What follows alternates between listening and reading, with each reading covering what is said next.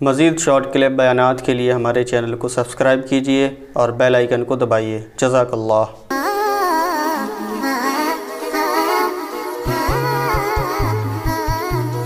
جو نائٹ کلبوں میں جا رہے ہیں، شرابیں پی رہے ہیں، لڑکیوں سے دوستیاں، مزے نہیں ہیں، ٹینشن ہے، لوگوں کو یہی نہیں پتا۔ میرے پاس فون آتے ہیں، حضرت یہ دوستیاں نہیں چھوٹتی، میں کیا کروں؟ میں نے کہا چھوٹ جائیں گی اور بڑی ٹینشن کے ساتھ چھوٹیں گی۔ پھر دیکھو جیسے ہیروئن چی کو ہیروئن میں مزہ آتا ہے نا، تو اس مزے کو دیکھ کر اگر کوئی احمق اور بیوقوف کہے کہ میں بھی پی لوں تو بیوقوف ہوگا کہ نہیں ہوگا؟ ارے بھائی یہ پینے کا تو مزہ ہے، اس کے بعد کیا ہوگا؟ اس ہیروئن چی کی زندگی دیکھو، چرسی کی زندگی کیسی زندگی ہوتی ہے، اس کے بعد کیا ہوگا؟ چہرے کا نور بھی جائے گا، صحت بھی برباد ہوگی، اور بار بار یہ مانگے گا، بار بار۔ اور اتنا کروڑ پتی کوئی نہیں ہوتا کہ جب سٹا مانگے اور اس کو فوراً پڑیا مل جائے، ترستا ہے پھر وہ پڑیا کے لیے۔ اور یہ بھی اللہ کی رحمت ہے، ہر دفعہ تجھے پڑیا نہیں مل رہی، اگر ہر دفعہ ملے گی تو بہت جلدی تیرا جنازہ اٹھے گا۔ تو یہ جیسے یہ نشہ ہے، تو لڑکیوں سے جو حرام دوستیاں ہیں وہ بھی چرس اور ہیروئن کی طرح نشہ ہے۔ جو لوگ اس نشے میں پڑ گئے ان کی ظاہری خوشی کو نہ دیکھو، جو اس نشے میں پڑ کے کھمبوں سے لٹک رہے ہیں، بلڈنگوں سے چھلانگے مار رہے ہیں، خودکشیاں کر رہے ہیں، ڈپریشن کی گولیاں کھا رہے ہیں، راتوں کو سونے کے لیے نیند کی گولیاں کھا رہے ہیں، ان کا انٹرویو لو، پھر پتا چلے گا کہ کیا ہو رہا ہے۔ کیسے سمجھائیں؟ وہی بات ہے، پھر انجیکشن پولیس کا چھوڑ دیا، اب انجیکشن پہ آ گئے ہم، تو ٹیکے لگانے پڑیں گے۔ سکون میں وہی ہے جو اپنے بیوی بچوں میں مشغول ہے، یہ میری بیوی ہے اور یہ میرے کیا ہیں؟ بچے، بس یہی ہے میری کائنات، یہ میرے والدین ہیں، یہ میرے بھائی بہن ہیں، ختم ہو گئی کہانی۔ ذہن میں غیر کو گھسنے ہی نہ دو کہ پھر اس کو نکالنے میں ٹینشن ہو، دروازہ ہی بند کر دو بھائی، ہماری زندگی میں اس کے علاوہ کوئی آپشن۔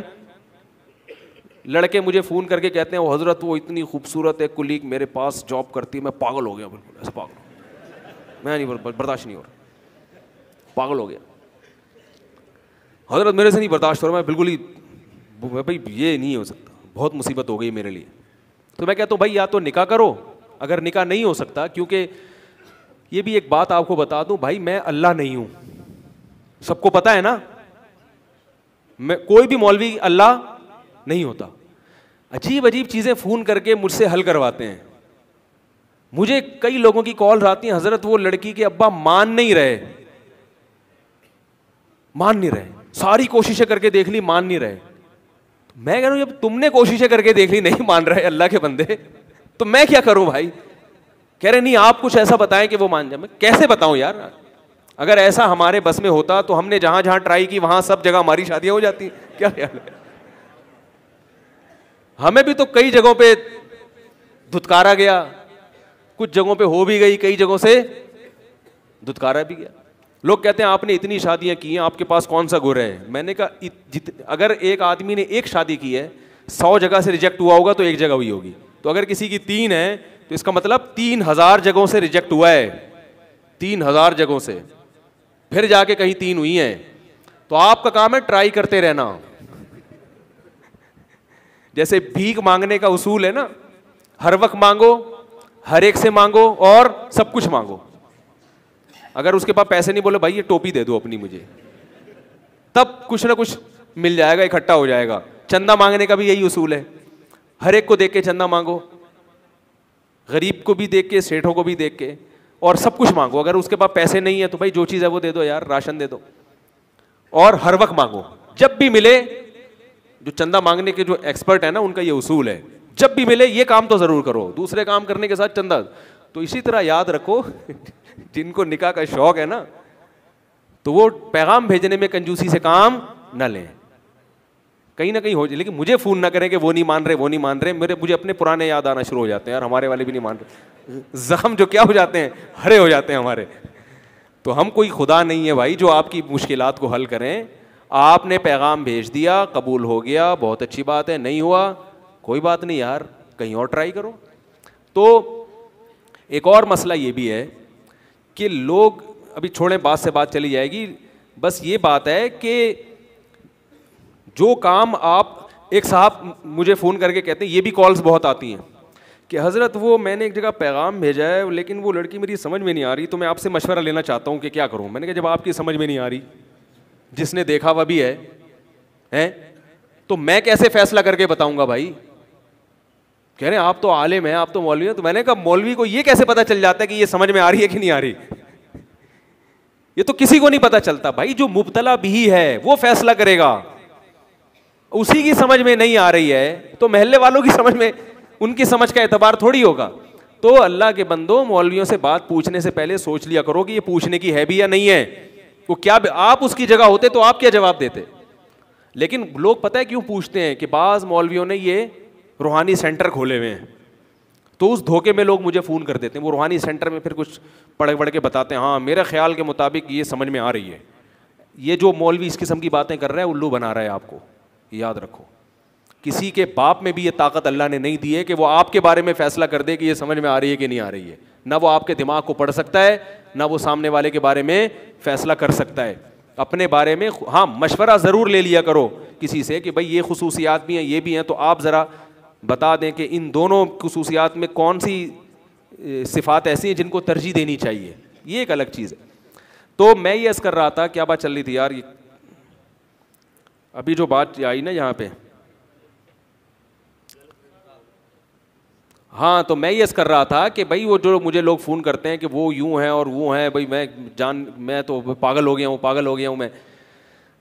تو بھائی پاگل, اگر پہلی بات تو یہ آپ پاگل ہوئے کیوں, آپ اس کو دیکھتے کیوں تھے آفس میں جا کے؟ اللہ نے نظر جھکانے کا حکم دیا کہ نہیں دیا؟ کیا خیال ہے؟ اور اگر آپ کو پتہ چل گیا, کہیں نظر پڑ گئی یا کہیں پتہ چل گیا, تو اللہ نے کہا بھی پیغام بھیج دو. پیغام بھیج دیا, ہو گیا. نہیں ہوا تو وہاں تک پہنچنے ہی نہ دو کہ راتوں کی نیندیں اڑ جائیں. یہاں تک جو آپ نے اپنے آپ کو پہنچایا ہے تو یہ یقیناً گناہ کیا ہے آپ نے. آپ اضافی بے تکلفی کے مرتکب ہوئے ہیں. آپ نے کہہ کے لگا کے گپیں, ورنہ کوئی بھی ایسا نہیں ہوتا کہ بہت کوئی خوبصورت ہوتے ایک دم لٹو ہو جائیں. جب تک آپ نے بے تکلفی والا معاملہ نہیں کیا ہوگا, گپیں نہیں ماری ہوں گی, ناجائز کی طرف نہیں گئے ہوں گے, لٹو ہونے کا واقعات عام طور پر وجود میں نہیں آتے. اور ہم تو پھر بھی بہت براڈ مائنڈیڈ مولوی ہیں جو آپ کو کہتے ہیں لٹو ہو گئے تو نکاح کر لو. کسی دوسرے مولوی کے پاس جاؤ گے تو وہ کہے گا لٹو ہوئے کیوں, لہٰذا اب اس سے نکاح نہیں کرو. آئی بات سمجھ؟ تو پھر بھی کہہ رہے چلو بھائی نکاح کر لو یار, شریعت نے ترغیب دی ہے کہ اگر کہیں لٹو ہو گئے ہو تو نکاح کر لو. لیکن اگر وہ نہیں ہو رہا تو ضروری تھوڑی وہ بھی آپ پہ لٹو ہو. اب وہ مجھے فون کر رہے ہیں کہ جیسے میں لٹو ہوں اس کو بھی لٹو کروائیں. یہ نہیں ہو سکتا بھائی, یہ ہمارے پاس ایسی, یہ تو پولیس بھی نہیں کروا سکتی, تو ہم کہاں سے کروائیں گے یہ کام. تو حرام کی طرف جب آپ جاؤ گے تو سب سے پہلا نقصان, اللہ آپ کے دل کا سکون چھین لے گا. اور یہ سوچ لیا کرو جب کوئی خوبصورت چہرہ نظر آئے نا جس پہ لٹو ہو رہے ہو, اور پھر یہ آئے کہ یہ میرے ہاتھ سے نکل گئی تو کہیں اور شادی کر لے گی, تو ذہن میں ایک چیز سوچ لیا کرو, سکون آ جائے گا. بولے یار کہیں بھی شادی کرے گی مرے گی بڈھی ہو کے, یہ ہمیشہ نہیں ہے. یہ ڈسٹیمپر ہے جو فرشتوں نے تھوڑے دن کے لیے, ابے بھائی تھوڑے دن کا ڈسٹیمپر ہوتا ہے یہ, اس کے بعد 10 15 20 سال کے بعد ختم. تو بولا یار جہاں بھی جائے گی وہ بھی مرے گا.